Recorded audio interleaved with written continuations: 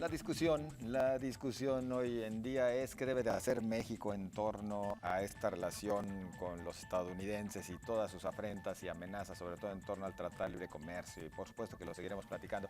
Hoy nos da gusto saludar a nuestro buen amigo Enrique Tucen. ¿Cómo estás? Buenas tardes. Hola, José Ángel y Josefina, ¿cómo les va? Pues sí, desde ayer en la noche que nos enteramos de que hoy el presidente de los Estados Unidos, Donald Trump, iba pues, a de alguna forma decretar esta orden ejecutiva para, pues yo diría para continuar la construcción del muro, porque hay que recordar que el muro fronterizo entre México y Estados Unidos tiene una historia añeja, que al menos nos remite al periodo de gobierno, el primer periodo de gobierno de Bill Clinton, que mientras negociaba con una mano el Tratado de Libre Comercio, con la otra ordenaba la ejecución y ordenaba el inicio de la construcción del muro fronterizo. Ya quedó firmada la orden ejecutiva hace algún ratito, y entonces, pues bueno, falta a la cabeza, nos preguntamos si debe seguir adelante esta reunión, esta primera reunión entre Enrique Peña Nieto y Donald Trump, primera reunión con el magnate como presidente de los Estados Unidos, que tendría lugar el próximo 31 de enero, próximo martes 31 de enero, y que sería el primer acercamiento entre ambos mandatarios después de la toma de protesta de Trump el pasado 20 de enero. Yo creo, de entrada, y me sumo a esas voces que le piden a Enrique Peña Nieto que reconsidere la visita, y no creo que sea por una especie como de ardor nacional o de orgullo nacional trasnochado, o de incluso pues una especie de revancha muy mínima, creo, frente a Trump, sino porque creo que existen razones de fondo para pensar que si el mismo Trump está ya torpedeando la negociación desde antes, porque queda claro que él sabía, él supo lo que anunció Enrique Peña Nieto el lunes, y por supuesto que sabe que el tema del muro es un asunto, pues tal vez no es el que tenga el mayor impacto económico, pero sí necesariamente el que tiene el mayor impacto simbólico. El hecho de que lo anuncie precisamente unas horas antes de que el secretario de Hacienda, Luis Videgaray, y que el secretario de Economía, y Ildefonso Guajardo, llegaran a reunirse con los equipos de trabajo a Washington, creo que habla de que su objetivo era torpedearnos, su objetivo era que este tema ni siquiera estuviera sobre la mesa. Es decir, yo creo que sobre lo que quiere direccionar la reunión del 31 de enero y las mesas de negociación a partir de ahora entre los equipos de ambos países, pues tiene que ver más con decidir cómo vamos a pagarle el muro, cómo vamos a pagar el muro en Estados Unidos, que sería de alguna forma pagar una obra en un país extranjero, más que realmente un debate sobre si es conveniente o no para la gestión de la frontera que existe un muro entre los dos países. Creo que hay muchas razones. La primera, por ejemplo, creo que es fundamental decir que desde el primer día ha habido una humillación de parte de Trump a Enrique Peña Nieto con el tema del muro. Hay que recordar que en plena campaña, con aquella reunión en Los Pinos, pues Enrique Peña Nieto salió diciendo que había logrado avances en materia del muro, que le había dicho a Trump que no lo iba a pagar de ninguna manera, y sin embargo, poquito tiempo después, ya en Arizona, Trump desmintió al presidente y le dijo que no, que ese tema ni siquiera había salido, y que por supuesto que México lo iba a pagar. Es decir, es una agenda en donde Peña Nieto ha demostrado su ineficacia desde el primer día y desde aquella reunión. Ya planteó, y que creo que es uno de los segundos elementos para cancelar la reunión, los tiempos de renegociación del Tratado de Libre Comercio ya están planteados. ¿Le guste a México o no le guste a México?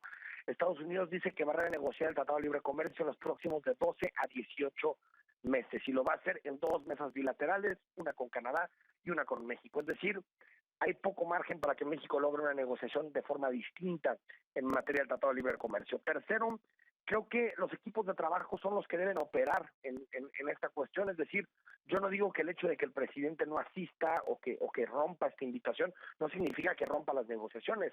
Los equipos, las embajadas, las diplomacias siempre tienen que estar en contacto para ir avanzando en las negociaciones. Hay que recordar que las visitas de Estado son precisamente visitas políticas.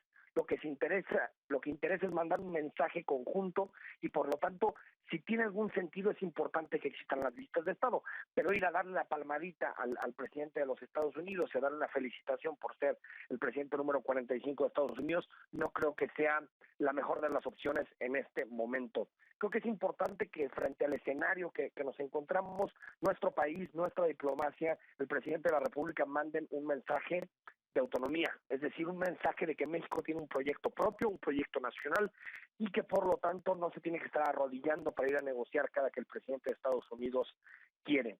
Creo que es importante que incluso que no exista en este momento para la maniobra del presidente y para la gobernabilidad del presidente, exista una fotografía donde se viera a Peña Nieto cortejando a Trump o negociando cuestiones que no tendría que negociar. Es decir, creo que no es el mejor de los momentos.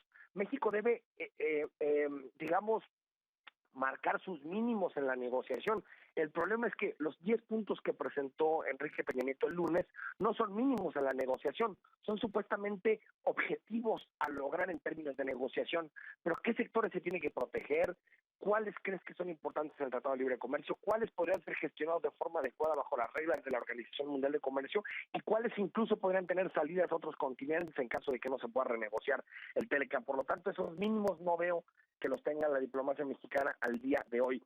También, como octavo punto, es importante decir que es imposible que el presidente, que la diplomacia mexicana y que nosotros como país tengamos una reunión más provechosa después de lo que sucedió en la Ciudad de México en plena campaña, cuando de alguna forma México jugaba de local, Donald Trump no era presidente electo, incluso parecía que iba a perder, y aún así el que marcó los ritmos de la rueda de prensa, el que marcó los ritmos del diálogo entre Peña Nieto y Trump fue precisamente el en aquel momento candidato republicano. También es importante decir que los incentivos que tiene Donald Trump para darle sesiones a México en este momento son mínimos. Ya lo habíamos platicado en otros espacios. Donald Trump está en permanente campaña, está en perpetua campaña, y un tema fundamental dentro de su campaña es doblegar a México. Es decir, él tiene que mandar un mensaje a su electorado de que es capaz, como presidente de Estados Unidos, de doblegar a México, a hacer que México ceda en todos los puntos que le plantea en la agenda. Por lo tanto, no veo que en una reunión de estas características Trump tenga en la cabeza ceder algo.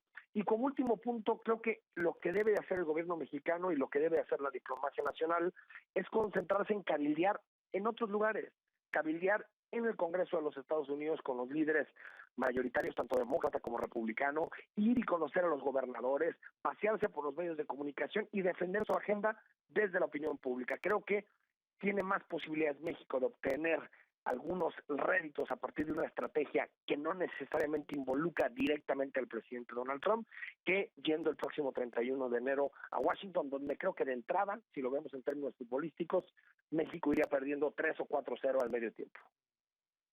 Estimado Enrique, y justo por todo lo que has dicho y mucho más, pues la verdad es que creo que el mensaje que deberíamos lanzar todos los mexicanos a nuestro presidente es el de dignidad y por lo tanto, no sé hasta qué grado se pueda. Yo sé que estamos muy unidos en materia comercial y en otros aspectos con Estados Unidos, pero pues ¿para qué entrar a una negociación con ellos en este contexto? Digo, sí, mejor jugárnosla de otra manera. Exacto. A ver, yo creo que el asunto de la dignidad y las emociones es tal vez lo que nos puede más en este momento complejo, difícil de la relación bilateral. Pero digamos que los puntos que anuncio tienen que ver con la dignidad de algunos de ellos, como por ejemplo el asunto del muro, pero otros tienen que ver incluso, José Ángel, Josefina, con el cálculo. Incluso vamos dejando de lado que este hombre nos haya insultado, que lo ha hecho, que sea un racista, que entienda que si nos lastima a los mexicanos, él gana electoral y políticamente. Vamos dejando eso de lado, que nos peguen las emociones y que tiene que ver con un sentimiento de humillación frente a un presidente extranjero y frente a un país que no está respetando los derechos de los mexicanos. Más allá de eso, el contexto, el timing en el que van a empezar las negociaciones y en el que va a ser la visita, creo que es un timing imposible para que México pueda sacar beneficios de ese diálogo. Yo te diría, José Ángel, si el presidente de Estados Unidos hubiera hecho todos esos comentarios, pero de alguna forma el timing fuera el oportuno y el propicio, creo que un presidente responsable, un estadista, se tendría que tragar de alguna forma ese sentimiento coyuntural para poder apostar por una agenda en donde México gane ciertas cosas en la relación bilateral.